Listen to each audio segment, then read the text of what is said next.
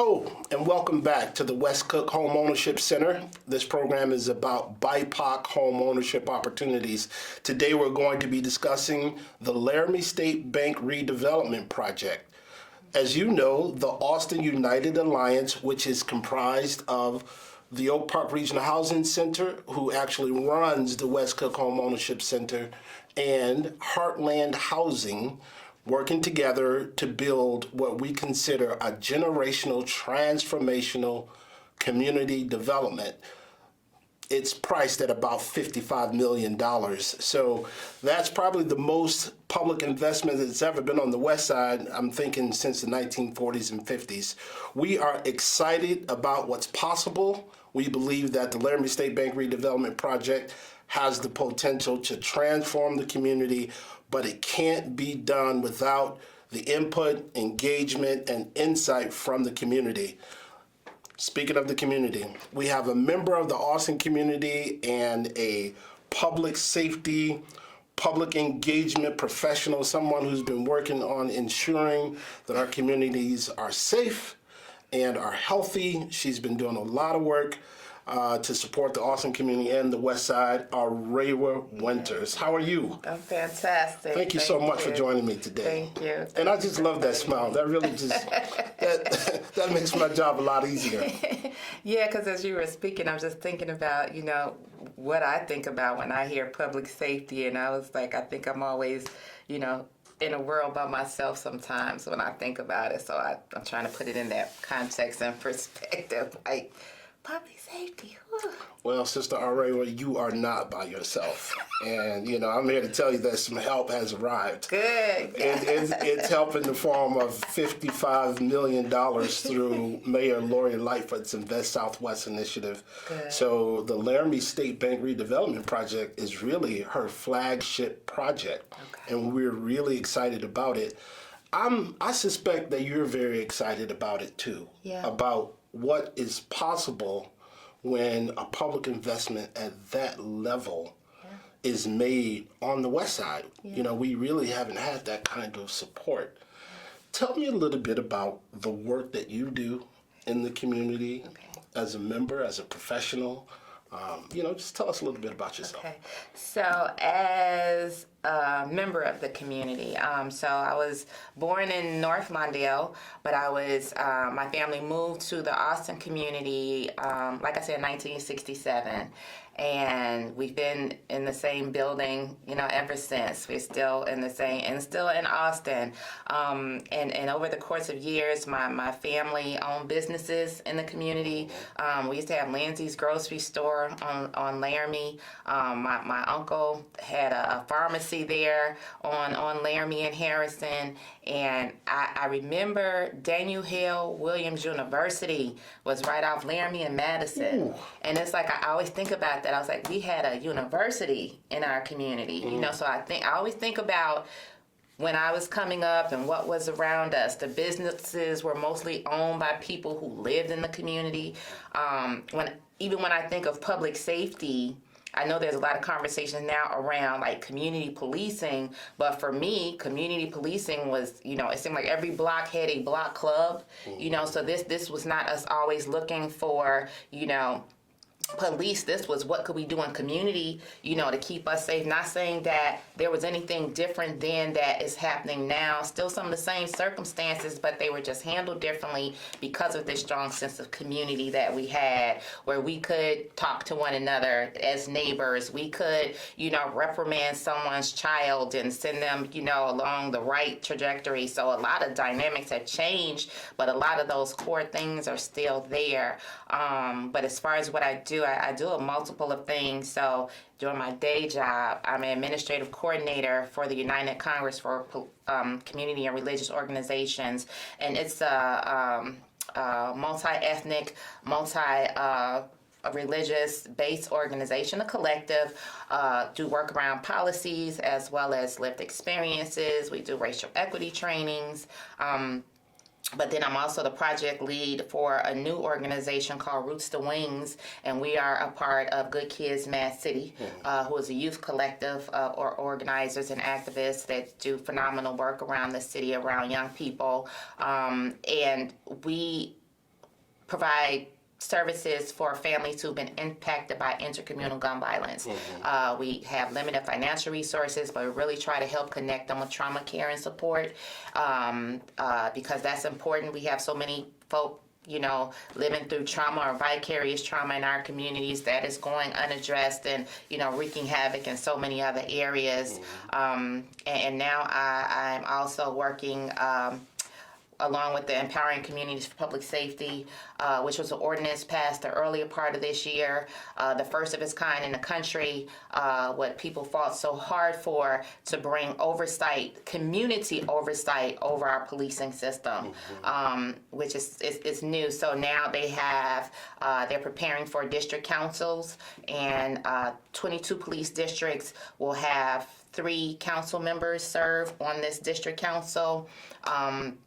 The people are campaigning now, people are running now. We will be a part, for those of us who make the ballot, we'll be elected along with our aldermen and You mean the police district council seats? Yes. Right. So folks and you're going to be a candidate in I'm running for the District 15th district. Yes, I'm running for the 15th police district, and looking forward to it, to just be an extension of the work that I do with the Chicago Consent Decree Coalition, which was also the first time that community members were a part of, because normally for a consent decree, the Department of Justice usually just hands it down to the city, but this was the first time community voices, especially impacted voices, because I lost a great nephew in 2016 to police violence. Well, I'm sorry to hear that. Thank you. Very sorry to hear that. Thank you. To be a part of this work. So Chicago is doing a lot of historic work around community members being engaged and helping to shape our policing system, because it's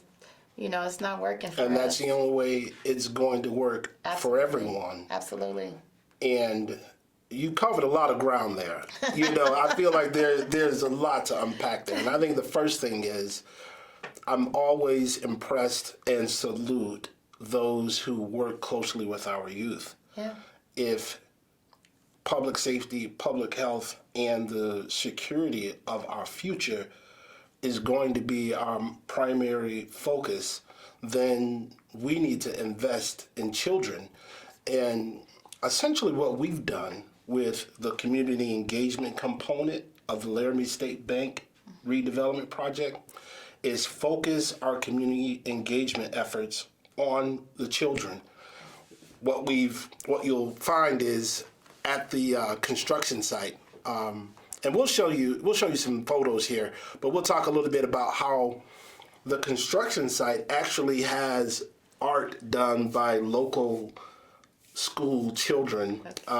There's a sort of a digital graphic that's up there now. Okay. And the students at Howe Elementary School actually did that art. We're also doing a business plan pitch contest, where high school students get an opportunity to pitch their idea for a business plan.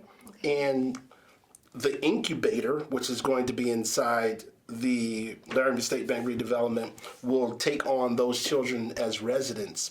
We're doing art, we're doing public safety, we're doing business development. Yeah. We're really leveraging this project to invest in our youth. Important. So I want I'm glad that you're here, Roy. I want to hear your thoughts on some of these renderings that we have.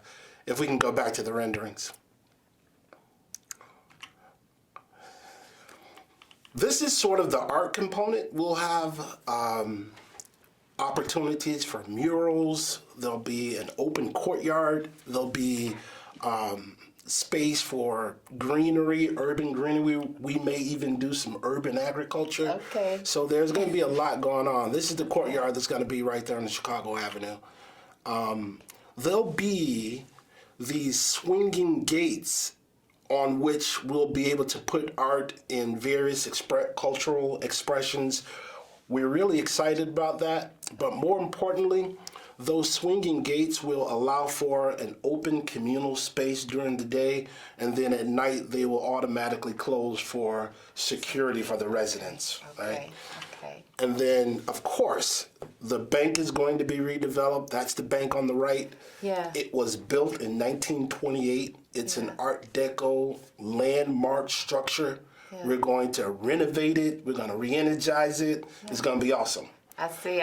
It makes me think of the Stony Island Arts Bank and, the renovations and what they did there, and just thinking the possibilities, because we're really mirrors of one another. I don't know why we always acting like we, like the South and West Side. Yeah, like cut it out, like get over ourselves, right? I'm excited. I'm more excited that when you talk about the youth engagement and youth involvement, because I am not one to blame our young people for what is happening in their lives right now. And I'm not one to think that the only recourse we have with our young people is to always punitive, go punish them. No, it's like, what do they need? It's like in resources. I love anything. I'm also an artist. I'm a spoken word artist. I'm a culinary artist. So anytime, we can infuse some arts, because I think it's a very good way for them to express themselves, and they need that space and opportunity. So this is my first time hearing about this, and I'm excited. I'm just so glad that you're hearing about it. I know, right? So here are some of the things that are going to be really the benefits for the community: off-street parking, private bike parking, a community resource meeting room. There'll be a laundry room, which is really important because, our community needs that. Yeah. Fitness room, a resident event room, and there'll be a rooftop deck. Awesome. Is that not awesome? That is awesome. That is awesome. So, I'm glad that we got a chance to talk a little bit about sort of your work with the consent decree. I feel like the consent decree is sort of the backbone or the constitution that governs community police relationships. We have some goals with the Laramie State Bank project, and as you'll see, we want to make sure that every unit is filled. We want to bring in a bunch of businesses. We want to invest in the Austin commercial TIF. We want to attract private investment, because you can't build a community on just public investment. Right. We want renters to actually own their home. But you'll see that last bullet is basically saying we want to stabilize that corner. And that's not something the community can do by themselves. We have to do that in partnership with the Chicago Police Department. Is that right? It is true. It is true. But I think for me, with them on some level, I don't want to say as a last resort, and I just want to be clear about how I say this. So what typically happens is, and we're always having these conversations about, rebuilding relationships and restoring relationships. And for me, it's neither of those. For me, it is, how can we build relationships? First, internally, like amongst ourselves, right? And then how do we begin to integrate those other infrastructures, if even needed at all? You know what I'm saying? Because when we think about safety, do they really keep us safe? No, they do not. But neither do we. You're saying that the police don't keep us safe? They do not keep us safe, but at the end of the day... Is that even their job? Educate us. This is why I'm about to say, and I was giving thought to this morning, and so before we even talk about that institution, we really have to look at the institution of families. Right? So I think it's very easy for us to begin to blame whether it's police or schools or hospitals or churches. Well, all of those things took place in my house before I got my first education at home. That's right. By the time I get to school, I already know my ABCs and my name and my numbers. The first interaction I had in terms of disciplining me came from my mother. I didn't have to interface with the police officer to get. First religious teachings I had came from my grandmother, and so you know what I'm saying. So we have to look at how do we really work with families and build the institution of family. And I think that can also circumvent these relationships that we have in our communities with police. They should be like as far as I'm concerned, on the outer perimeters of our lives. And that's in all honesty. But unfortunately, because due to the state of where we are, it's very problematic, it's very violent. And so yes, they are here, but then how do we want them to be here? That's on us, right? It's not about how even now they do a lot of community policing, but it's from their vantage point as to how it's going to land on us. And that's not the way it should go. It should go, this is what we need in our communities, and this is how we would like to see you show up in our communities. One of the things people say a lot is, we need more Black officers. Well, this is true. We should have people that look like us, and we hope that understand us and create those kind of relationships with us, because statistically, African American officers don't kill the way other people are jump to kill us or to harm us, but they're still a part of that institution. And yes, we'd like to see more of them, but again, that goes to the climate of our city. So that may not happen either, for us to see them or for them to be in our communities, but for us to build relationships with those officers, and then to use that as a model for how other officers or how other policing systems should interface with us. Yeah, but that's kind of the purpose of the consent decree. The consent decree is supposed to be a roadmap for how we relate to one another. So I'd like, first of all, you're talking about families. That's the reason we're here today, because families need safe, affordable, high-quality housing in order to maintain the integrity of the unit. Family, absolutely. The family unit is the first unit that comprises the community. Absolutely. And so you also need businesses, you also need parks and all the other things to make a community, but the family is probably the backbone of what makes a community. Absolutely. Now, I'd like to know how you feel about, you look at the consent decree dashboard and you see a lot of red squares where the city of Chicago is struggling to comply with all of the requirements of the consent decree. I'd like to know how you feel like a community can rally together. Yeah. Now, I have some solutions. I want to be honest. I want our Rewa to join our public safety committee, so that's why I haven't quite asked her yet. But I will. I'm gonna ask her on air too, and we're gonna see what she says. But I do feel like if we don't come together and have a community-wide approach, absolutely, then it's hard to. Yeah. It's not going to work. This is such a big conversation. So just doing the work, just coming in as an impact citizen, right? I was reactionary. I responded to something that happened to someone I love, and I just started following all these chains that ended up connecting me to, become a plaintiff in the lawsuit, and then ultimately now serve on the coalition side. It's the tedious job. When you say the coalition, you mean the Chicago Consent Decree Coalition, right, which is made up of, the Campbell plaintiffs, who are, quite a few organizations, Black Lives Matter, the NAACP West Side, Network 49, Women's All Points Bulletin, the 401 for Pierre Laurie, I think the Chicago Urban League, and I may be missing one other organization.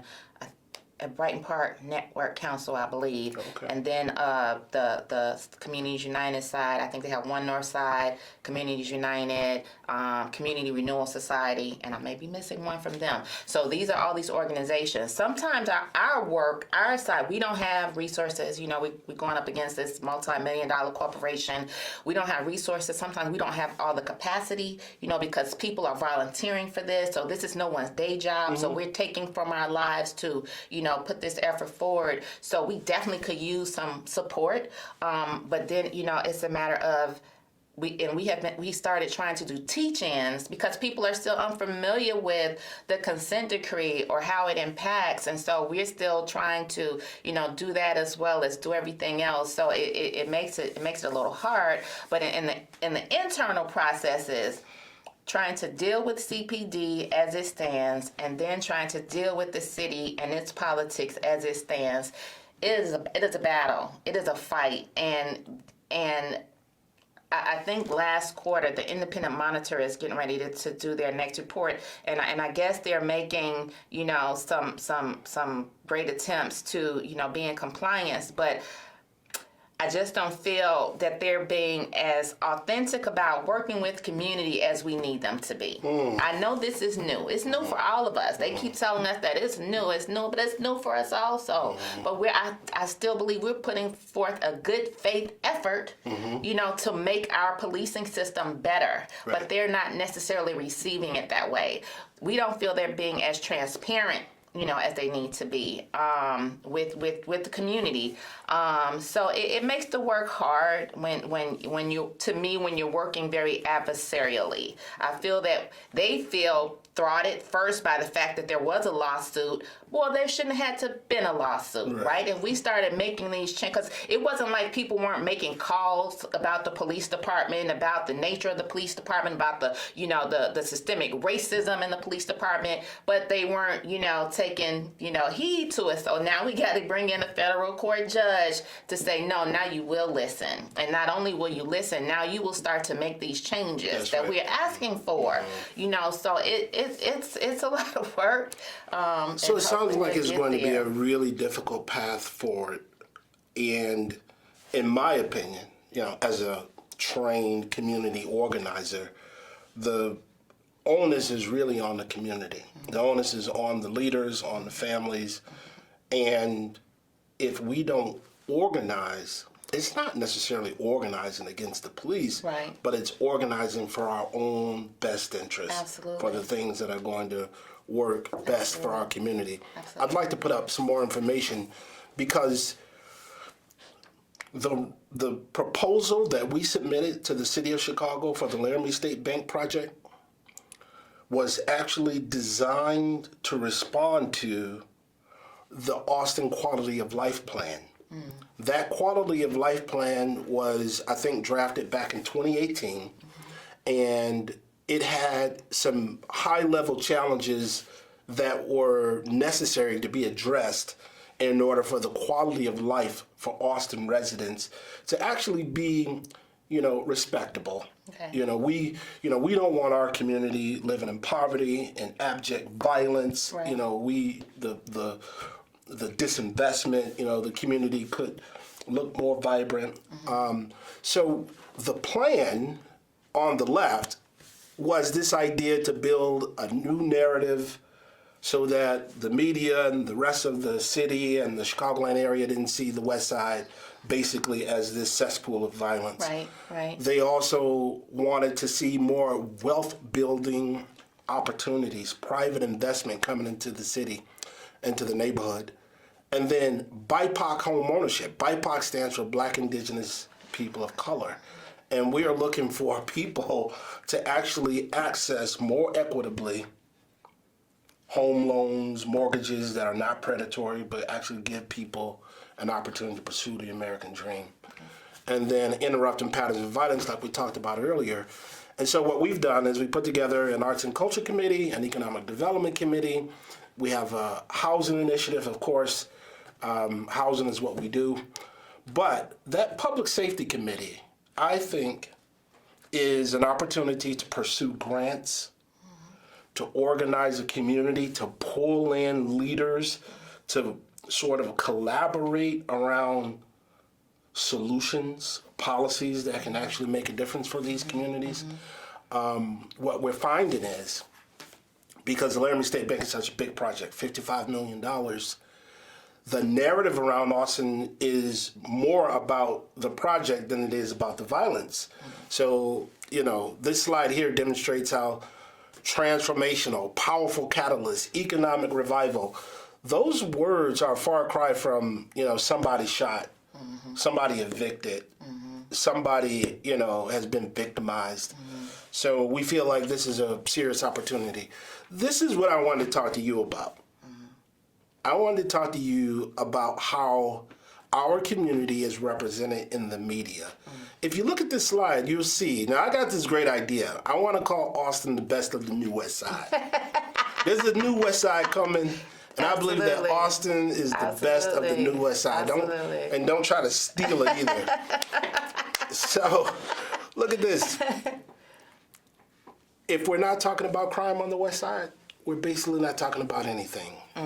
Crime on the west side, 25%, maybe entertainment, but it goes down significantly from there. You know, politics, during elections. But look at that.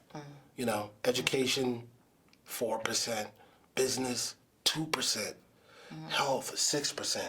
So if we're not talking about violence, then they just don't talk about the West Side at all. Right. Do you feel like the work that you're doing in the community is actually has the potential to change the public narrative around the West Side? Yeah.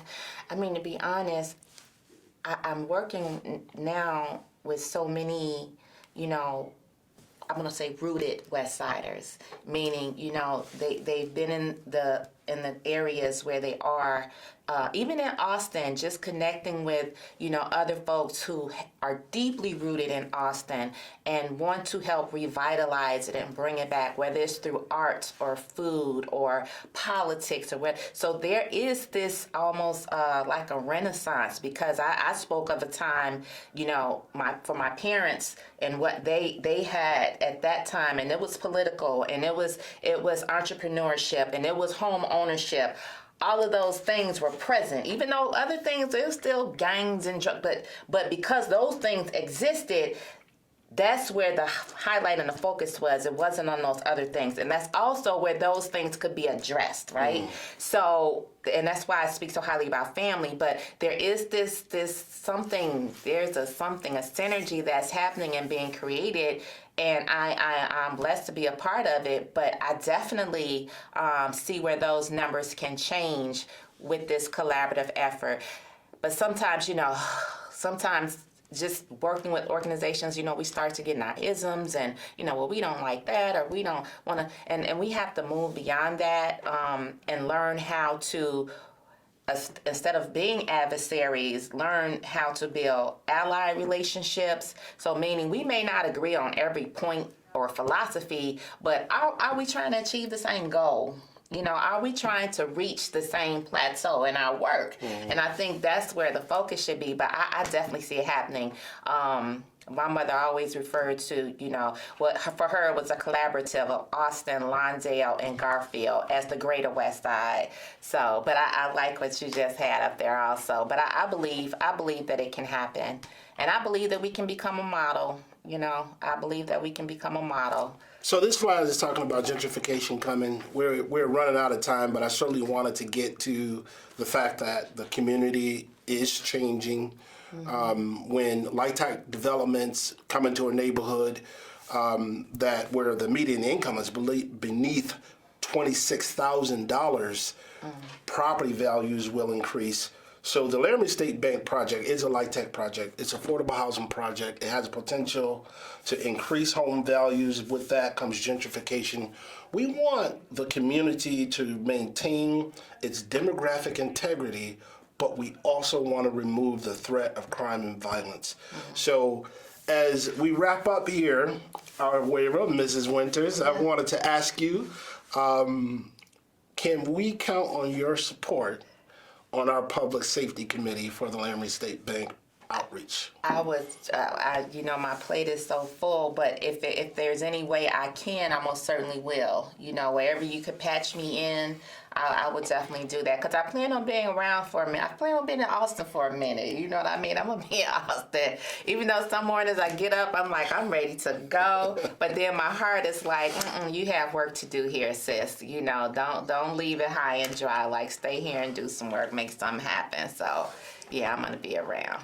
You know what? This has been a very enjoyable conversation. Thank you. Yep. And I can feel your passion and your commitment for the community, particularly for the youth, for the families. Yeah. And I just want to tell you that I appreciate what you're doing. Thank you. And I salute you for all your hard work. Thank you, Ashe. Right. Thank you. Aurelia Winters. Yes. I'm Baxter Swilly. This is the West Cook Homeownership Center, and we want to thank you for joining us. Until next time, thank you. Bye.